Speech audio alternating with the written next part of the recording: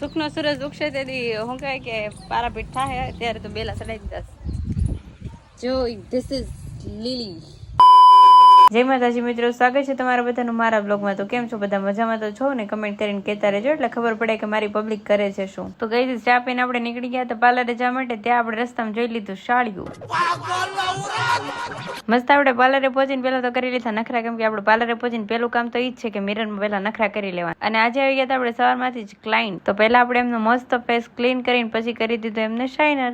આપણે ક્લાયન્ટના ફેસ ઉપર કરવાનું તો ફેશિયલ, તો આપણે બેઠી ગયા મસ્ત ફેશિયલ કરવા માટે. પણ એટલા દિવસ હું વિચારતી હતી કે ઉભા કામ કરું છું ને એટલે હું થાકી જાઉં છું, એટલે મને કંટાળો આવે છે. પણ ના, આજ તો બેસીને કામ કરીને જોઈને તોય મને કંટાળો આવે. વાંધો બેઠા બેઠા એ ઉભા રહેતા કામ કરવામાં નથી, વાંધો મારામાં છે. મને જ બધી જગ્યાએ કંટાળો આવે છે. હું આળસુડી છું ગઈ. પાછા ફોન જોવા દેશે ને તો મને કંટાળો નહીં આવે. પછી આપણા ક્લાયન્ટની હતી એંગેજમેન્ટ, એમને કરવાની હતી મહેંદી. તો મેં એમને મસ્ત ની મહેંદી કરી. આપણે બધું કામ કરીને ફ્રી થઈ ગયા તો વાગી ગયા તો 2. તો આપણે મસ્તનો ટિફિન ખોલીને બેઠી ગયા જમવા માટે. તમને ગરમ ગરમ રોટલા ઘરે ના ભાવતા ને તમે આવતા રહેજો પાર્લરે ઠંડા રોટલા ખાવા માટે. અમે 15 દિવસથી ખાલી વાતો જ કરતા હતા કે મેકઅપ બ્રશ ને આજે ધોઈ નાખવા છે, આજે ધોઈ નાખવા છે. પણ ના ગઈ છે, આજે એમનો પણ સુખનો સૂરજ ઉગી ગયો ને એમને આજે નહીં કરાવી જ નહીં. ફાઇનલી કાલે આપણે એક ઓર્ડરમાં જવાનું છે તો મસ્ત આપણે બધી નાની મોટી વસ્તુ યાદ રાખીને વેનિટી પેક કરી લીધી. સાંજનો ટાઈમ થઈ ગયો હતો એટલે ફાઇનલી આપણે પાર્લરને ટાટા બાય બાય કરીને પહોંચી ગયા હતા ચાઇનીઝ ભેળ ખાવા માટે. નાસ્તો કરીને આપણે નીકળી ગયા હતા ઘરે જવા માટે. તો આવા જ મારા ડેઈલી વ્લોગ જોવા માટે મને ફોલો કરી લેજો, લાઈક શેર સબસ્ક્રાઇબ કરવાનું ના ભૂલતા. મળીએ હવે નવા વ્લોગમાં નવી મોજ મસ્તી સાથે. Bye bye.